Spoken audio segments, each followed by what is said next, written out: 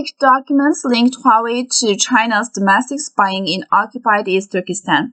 Huawei was involved in building technology for concentration camps as well as surveillance system in Chinese-occupied East Turkestan. According to PowerPoint and translated by the Washington Post, the report shows some of the ways presentations obtained the tech giant's work may have been involved in the persecution against ethnic minorities in the region. The Washington Post says it obtained the PowerPoints from a public Huawei site before they were taken down.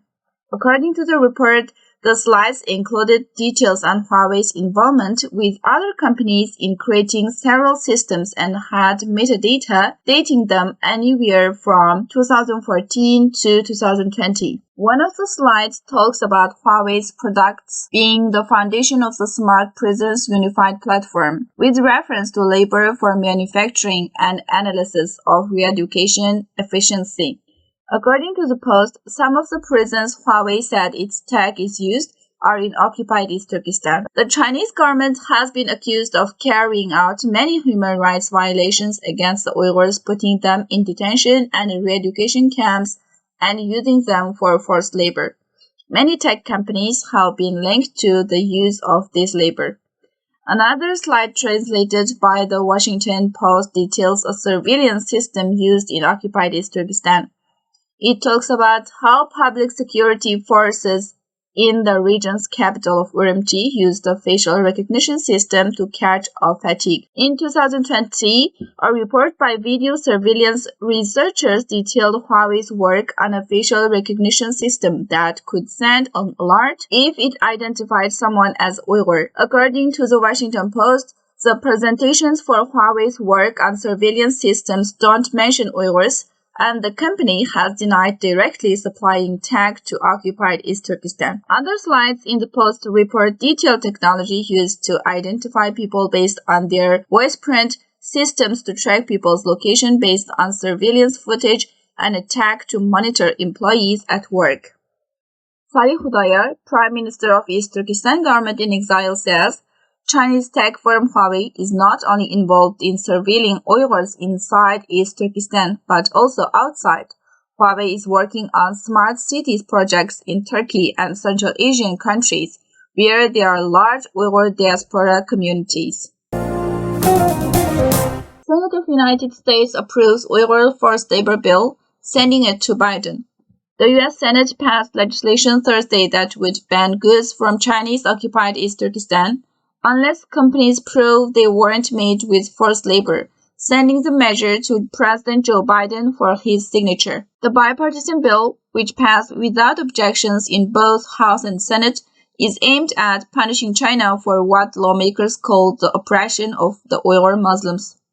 The legislation reflects sentiment among both parties favoring a stronger line against China, aimed at rising tension between the world's two largest economies. The field of conflict includes differences over human rights, trade, and Beijing's growing diplomatic and military ambitions. Salih Hudayar, Prime Minister of East Turkestan Government-in-Exile, says, "We urge President Joe Biden to sign this bill into law as soon as possible. We again call on the U.S. to address the root of the issue, Chinese occupation of East Turkestan, and take stronger, swift actions to end China's genocide of Uyghur and other Turkic peoples." The United Nations on Friday termed a report on China's treatment of Uyghurs as deeply disturbing and restated its concern regarding the Uyghur community.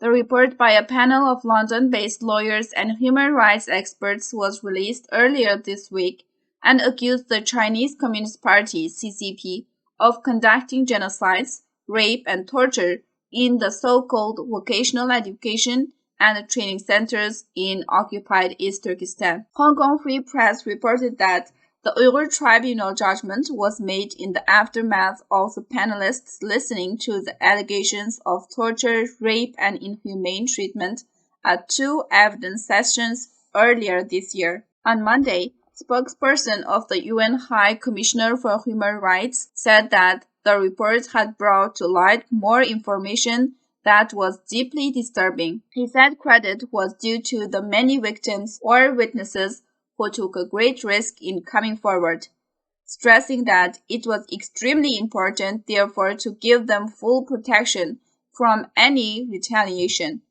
However, he also estimated that the UN had not verified the findings, including the conclusion that Chinese authorities had conducted genocide on Uyghurs. It's vital to note that the methods used by the CCP officials were extremely violent and inhumane. An expert from the report stated that hundreds of thousands of Uyghurs, with some estimates well over 1 million, have been detained by PRC authorities without any or any remotely sufficient reason, and subjected to acts of shocking cruelty, immorality, and inhumanity. Sometimes up to 50 have been detained in a cell of 22 square meters, so that all couldn't lie on concert or similar floors, with buckets for toilets to be used, given all in the cell, observed at every moment by CCT. In addition, it said that many of those detained were tortured for no reason. The torture methods included pulling off fingernails, beating with sticks, detaining in tiger chairs where feet and hands were locked in position for hours or days without break, confined in containers up to the neck in cold water, and detained in cages so small that standing or lying was impossible. In the addendum, instances of rapes, deliberate starvation, solitary confinement, and sleep deprivation were also cited. The report also stated that women detainees have had their vaginas and rectums stabbed by electric shock rods and iron bars. Women were raped by men paying to be allowed into the detention center for the purpose. The Treasury Department on Thursday blacklisted 8 Chinese companies, including global drone market leader DJI Technology, as part of a campaign to punish corporate support for Beijing's illegitimate surveillance of Uyghurs and other ethnic and religious groups who are under occupation of China. The Office of Foreign Assets Control said the 8 firms were linked to biometric surveillance and tracking in China. That includes occupied East Turkestan, where the State Department in January declared genocide against the local Muslim Uyghur population. The technology companies were sanctioned under a June presidential order designed to prevent American securities from financing the Chinese military. The sanctions prohibit U.S. companies from buying or selling specific publicly traded securities linked to the companies. Brian E. Nelson, Treasury Undersecretary for Terrorism and Financial Intelligence, says, today's action highlights how private firms in China's defense and surveillance technology sectors are actively cooperating with the government's efforts to repress members of ethnic and religious groups. Treasury remains committed to ensuring that the U.S. financial system and American investors are not supporting these activities.